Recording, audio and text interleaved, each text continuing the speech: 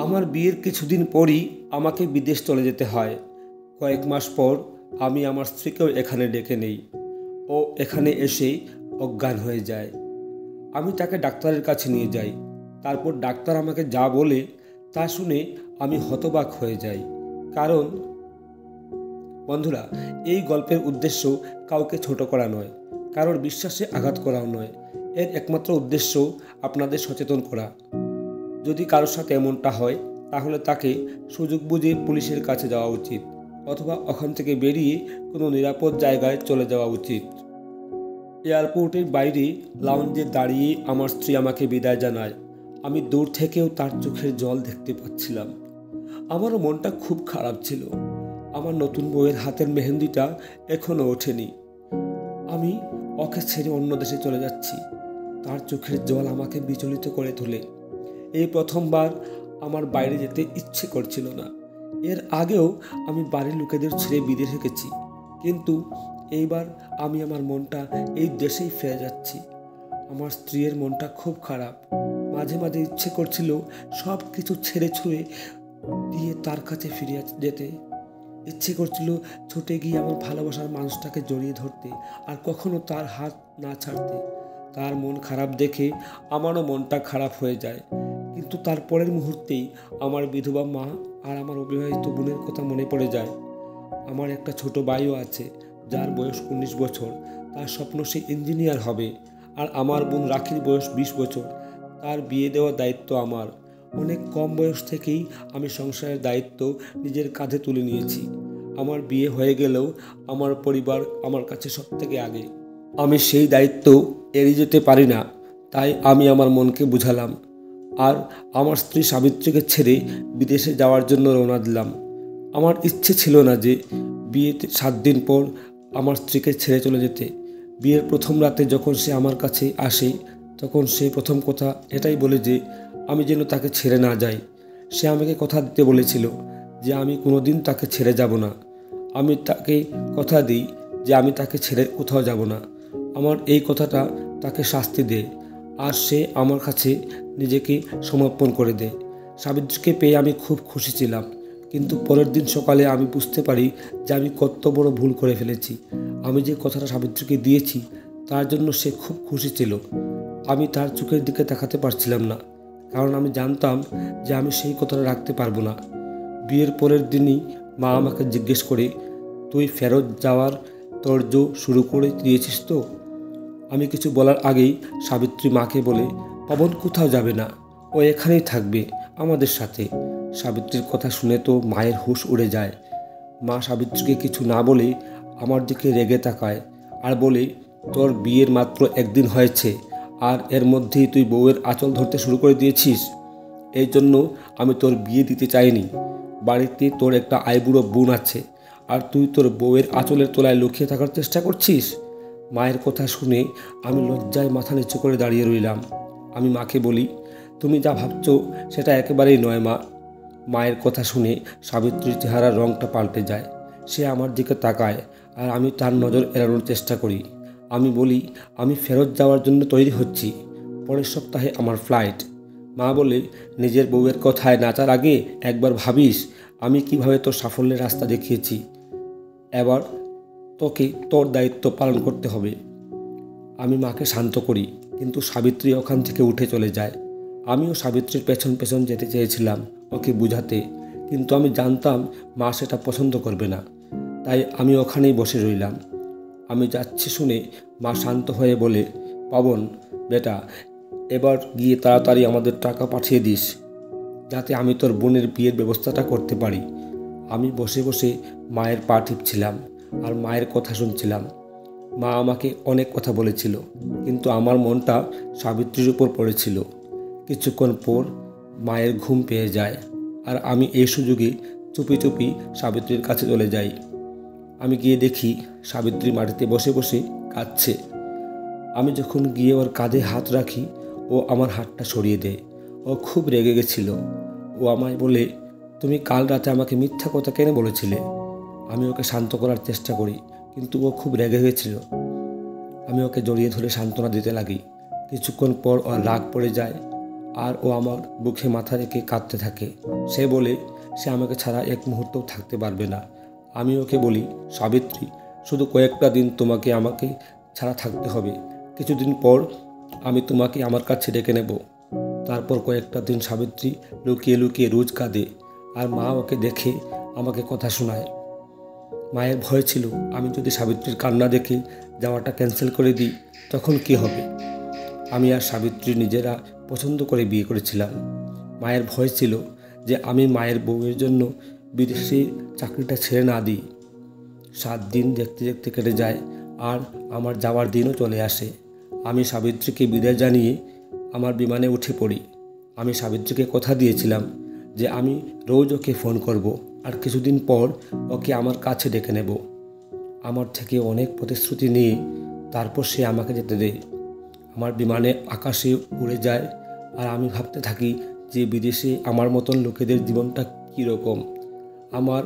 আমার পরিবারের থেকে দূরে থাকি, আর শুধু টাকা রোজগার করার মেশিন হয়ে যায়। আমি আর সাবিত্রী এক ক্লাসে পড়তাম। মাধ্যমিক অবধি আমরা একসাথে পড়েছি। তারপর টাকার অভাবে আমি আর পড়তে পারি না। আমি ছোটোখাটো কাজ করতে শুরু করি, আর সেই কাজের মাধ্যমে আমি বিদেশ চলে যাই। আমার সাথে সাবিত্রীর অনেক বছর কথা হয় না। তারপর আমি যখন একবার বিদেশ থেকে ফিরে আসি তখন আমার হঠাৎ সাবিত্রীর সাথে দেখা হয়, আর আমরা একে অপরের প্রেমে পড়ে যাই। আমরা বিয়ে করার সিদ্ধান্ত নেই। আমার মা রাজি ছিল না। মা চেয়েছিল যে আমি প্রথমে আমার সব দায়িত্ব পালন করি, তারপর সে নিজের পছন্দ মতন মেয়ের সাথে আমার বিয়ে দেবে। কিন্তু আমি খুব জেদ করি, আর মা রাজি হতে বাধ্য হয়। আমি মাকে কথা দিই যে বিয়ের পর আমি আমার সব দায়িত্ব পালন করব। মাকে দেওয়া কথা রাখতে আমাকে সাবিত্রীকে ছেড়ে বিদেশ যেতে চলে হয়। কিন্তু আমি মনে মনে ঠিক করেছিলাম যে খুব তাড়াতাড়ি আমি সাবিত্রীকে এখানে নিয়ে আসব। আমি ওকে ছাড়া থাকতে পারবো না। সাবিত্রীর কথা ভাবতে ভাবতে আমি কানাডা পৌঁছে গেলাম। ওখানে আমি একটা ছোট্ট অ্যাপার্টমেন্ট আমার এক বন্ধুর সাথে থাকতাম, যে আমার সাথেই কাজ করত। আমি ফিরে এসে দেখি আমার বন্ধু অমন এর মনটা খুব খারাপ। অমন এই দেশে আমার একমাত্র বন্ধু ছিল, যার সাথে আমি সব কথা শেয়ার করতাম। অমন আমার দেশের লোক ছিল। তার বিয়ে হয়ে গেছে, তার একটা বাচ্চাও আছে। আমি আসতে সে আমাকে জড়িয়ে ধরে কাঁদতে শুরু করে। সে বেশ কিছুক্ষণ এইভাবে কাঁদতে থাকে। তারপর নিজে সামলে সে বলে তার বাড়িতে না থাকার কারণে তার স্ত্রী অন্য কারো প্রেমে পড়ে গেছে, তাই সে তার 6 মাসের ছেলেকে ফেলে রেখে তার প্রেমিকের সাথে পালিয়ে গেছে। আজ সকালে তার বাড়ির লোকেরা তাকে ফোন করে এই খবরটা দেয়। এমন একটা সহ্য করতে না পারার কারণ সে তার স্ত্রীর আশিকে খুব ভালোবাসত। এটা কোনো পুরুষই মেনে নিতে পারবে না যে তার স্ত্রী অন্য কারোর সাথে পালিয়েছে। আমি নিজে আমনের ভালোবাসার সাক্ষী ছিলাম। ও মাঝরাতিতে উঠে স্ত্রীর ছবি দেখত, আর সেটাকে জড়িয়ে ধরে বলতো ওকে একটা ভালো জীবন দেওয়ার জন্যই সে বনবাসে আছে, আর এই স্ত্রী তাকে ছেড়ে অন্য কাউকে বেছে নিয়েছে। আমি অমনকে খুব শান্ত করার চেষ্টা করি, কিন্তু ওর তো সব কিছু শেষ হয়ে গেছে। ভবিষ্যতের কথা ভেবেও যে ও টাকা রোজগার করেছিল সেটাও সে অর্থহীন হয়ে গেছে। ওর মনের অবস্থা দেখে আমার খুব খারাপ লাগে, আর আমার স্ত্রীর কথা মনে পড়ে যায়। আমিও তো সাবিত্রীকে একা রেখে এখানে এসেছি। রাত্রের বেলায় আমার ওর কথা খুব মনে পড়ে। তার কথা ভাবতে ভাবতে আমি কখন যেন ঘুমিয়ে পড়ি নিজেও জানি না। সকালে উঠে আমি একটা ভয়ানক ঘটনা দেখতে পাই। আমার বিল্ডিংয়ের 10 তলায় থাকতাম, আর অমন ঘরের জানলা দিয়ে লাফিয়ে আত্মহত্যা করেছে। আমি ছুটে নিচে যাই, ততক্ষণে অমনের গোটা শরীর ঠান্ডা হয়ে গেছে। সেই পৃথিবী থেকে চলে গেছে। তার মৃত্যু দেখে আমার মনটা একটা ঝড় বয়ে যায়। আর আমার পরিস্থিতি খুব একটা আলাদা নয়। আমিও আমার স্ত্রীকে একা রেখে এসেছি। আমার কারণে সে তার আবেগকে চাপে রেখেছে। আমি অমনের বডিটা ইন্ডিয়ায় পাঠিয়ে দিই। তারপর আমি আমার বাড়িতে ফোন করি। 3 দিন হয়ে গেছে আমি এখানে আসছি। অমনের জন্য আমি একবারও বাড়িতে ফোন করতে পারিনি। ফোন করে সাবিত্রীর সাথে কথা বলতে চাইলাম, কিন্তু মা বলল ও তার বাপের বাড়ি চলে গেছে, ওর এখানে ভালো লাগছিল না। আমি মনে মনে ঠিক করি যে মায়ের সাথে কথা বলার পর আমি সাবিত্রীর বাপের বাড়িতে নাম্বারে ফোন করব, কিন্তু মা আমাকে বলে যে ওকে ফোন করার কোনো দরকার নেই। একথা শুনে আমি অবাক হয়ে যাই। মা বলে, সাবিত্রীকে তোকে ছাড়া থাকার অভ্যাস করতে হবে। তুই যদি বারবার ওকে ফোন করিস তাহলে ওই অভ্যাসটা তৈরি হবে না। মা হয়তো ঠিকই বলেছে। তাই আমি সাবিত্রীকে আর ফোন করলাম না। তার বদলে আমি ওকে আমার কাছে নিয়ে আসার প্রস্তুতি তৈরি শুরু করি। শুধু কয়েকটা ফর্মালিটি পূরণ করতে হবে আর কিছু টাকার দরকার, তারপরই সাবিত্রী আমার কাছে চলে আসতে পারবে। আমি খুব মন প্রাণ দিয়ে কাজ করতে লাগলাম। আমাকে খুব তাড়াতাড়ি টিকিটের কাটা জোগাড় করতে হবে। আমি নিজের থেকেই সাবিত্রীকে ফোন করলাম না, আর সেও আমাকে ফোন করলো না। হয়তো সে আমার উপর রেগে আছে। আমি ঠিক করেছিলাম যে আমি যেদিন ওকে ফোন করব সেই দিনই ওখানে আসার জন্য সুখবরটা জানাবো। কিন্তু 15 দিন পরেই আমি নিজেকে দেওয়া কথা ভুলে সাবিত্রীর বাড়ির নাম্বার ডায়াল করতে লাগলাম। আমি ভাবছিলাম কেন সে একবারও নিজে থেকে আমাকে ফোন করলো না।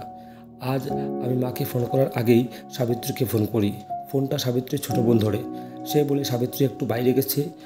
আমার ওর সাথে কথা বলতে খুব ইচ্ছে করছিল, তাই আমি তার বোনকে জিজ্ঞেস করি সাবিত্রী কখন ফিরবে। সে বলে দিদি অর্জুন দাদার সাথে বাইরে গেছে, আর জানি না আমি কখন ফিরবে। অর্জুন সাবিত্রীর একজন প্রতিবেশীর ছেলে ছিল। আমি তাকে দু চোখে দেখতে পারতাম না। ও আমার সাথেই পড়তো, আর সেও সাবিত্রীকে ভালোবাসতো, সেটা আমি জানতাম। ওর কারণেই আমি তাড়াতাড়ি সাবিত্রীকে বিয়ে করার সিদ্ধান্ত নিয়েছিলাম, কারণ আমার ভয় ছিল যে অর্জুন না সাবিত্রীকে বিয়ে করার প্রস্তাব দিয়ে বসে। সাবিত্রী অর্জুনের সাথে কোথায় গেছে আর কেন গেছে, আমার মনটা আনচান করতে শুরু করে। আমি মাকে ফোন করি। মা রেগে গিয়ে বলে, তোর বউ তো সেই বাপের বাড়িতেই বসে আছে, ফিরে আসার নামই নেই। আমি মাকে বলি তাকে ফোন করে ডেকে নিতে, কিন্তু মা হাত তুলে দেয় আর বলে, তুই না থাকাকালীন আমি তোর বউকে কিছু বলবো না। তারপর কিছুদিন পরই তুই বলবি যে তোর অনুপস্থিতিতে আমি তোর বউয়ের উপর অত্যাচার করেছি। আমি মায়ের সাথে কিছুক্ষণ কথা বলে ফোন রেখে দিই। আমি সাবিত্রীকে একটা মেসেজ পাঠিয়ে দিই যে সে কালই আমার বাড়িতে ফিরে আসে। তারপর আমি মোবাইলটা বন্ধ করে দিই। আমি এখন সাবিত্রীর সাথে কোনো কথা বলতে চাই না, কারণ আমার ওর উপর খুব রাগ হচ্ছিল।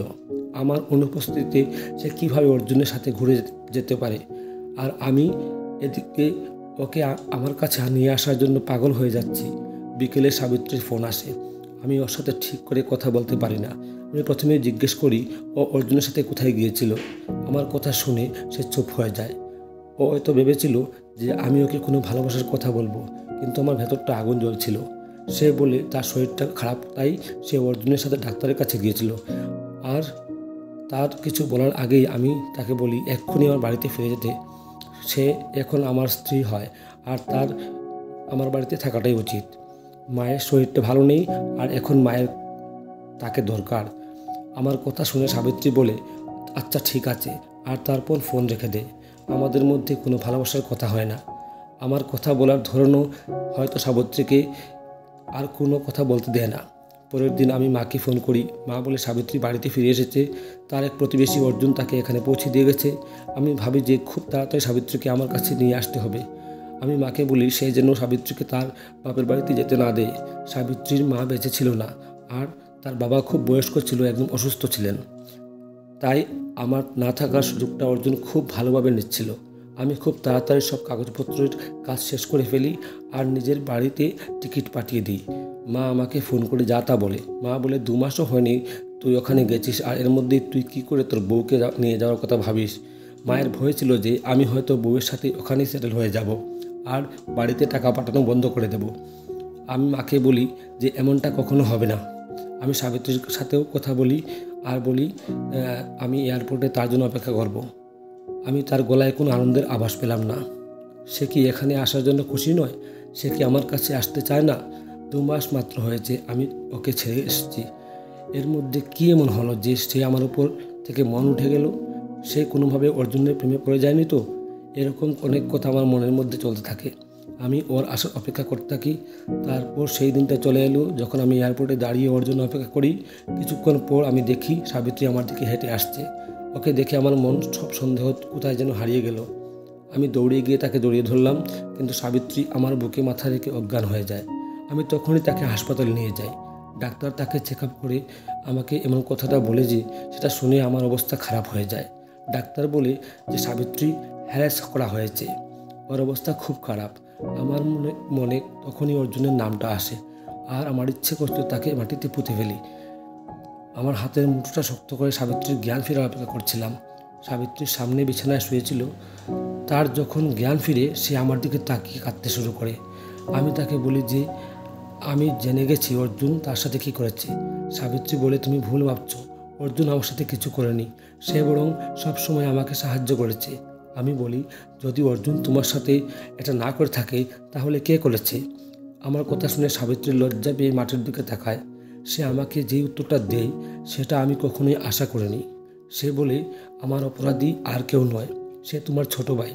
তুমি যেদিন চলে যাও সেই রাতে সে আমার ঘরে আসে, আমাকে ভয় দেখায়। আমি যদি এই কথাটা কাউকে বলি সবাই আমাকে দুশ্চরিত্র মনে করবে। সে জোর করে আমাদের ঘনিষ্ঠ মুহূর্তের কিছু ভিডিও বানিয়ে ফেলে যাতে সেই কাজটা আমার সাথে করতে পারে। তার ভয়ে আমি আমার বাপের বাড়িতে চলে গিয়েছিলাম আর ঠিক করেছিলাম ওখানেই থাকবো। আমার শরীরটা খুব খারাপ হয়ে গেছিল। অর্জুন আমাকে ডাক্তারের কাছে নিয়ে গিয়েছিল। আমি যেদিন সাবিত্রীকে তার বাড়িতে ফোন করেছিলাম সেদিন সে ভেবেছিল আমাকে সাহস করে সব কথা বলে দেবে, কিন্তু আমার কথা বলার ধরন দেখে তার আর সাহস হয় না। সে ভেবেছিল আমাকে সব কথা বললে আমিও আমার মায়ের মতন তাকেই দোষী দেব, কারণ আমি আমার ভাইকে খুব সরল মনে করতাম। আমার কথা শুনে সে যখন আমার বাড়িতে ফিরে আসে তখন আমার ভাই রোজ তাকে ব্যবহার করত। সে ভেবেছিল আমি তো খুব তাড়াতাড়ি ফেরত আসবো না, তাই আমার না থাকাকালীন সে আমার বউকে ব্যবহার করে তার মনের চাহিদা মেটাবে। সাবিত্রী বলে আমার ভাইয়ের কতগুলো খারাপ ছেলের সাথে বন্ধুত্ব হয়েছে। সে রোজ আমাকে দেওয়া ল্যাপটপে খারাপ ভিডিও দেখে, আর ওসব দেখে দেখে তারও ওসব করার ইচ্ছা হয়। সাবিত্রীর অবস্থা খুব খারাপ ছিল।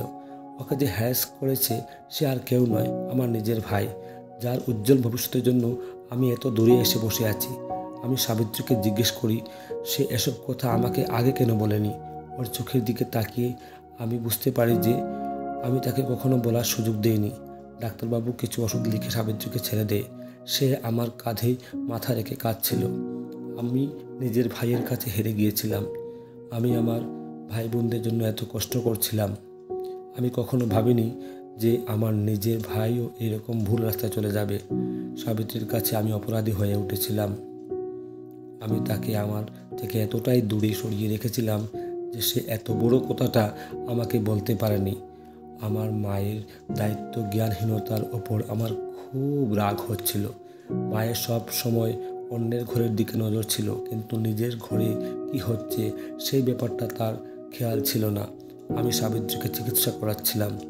আমি যখন মাকে আমার ভাইয়ের নিজ কাজের কথা বলি তখন মা উল্টে আমাকে দোষ দিতে থাকে আর বলে আমার বউ এখানে এসে আমার কান ভাঙাচ্ছে।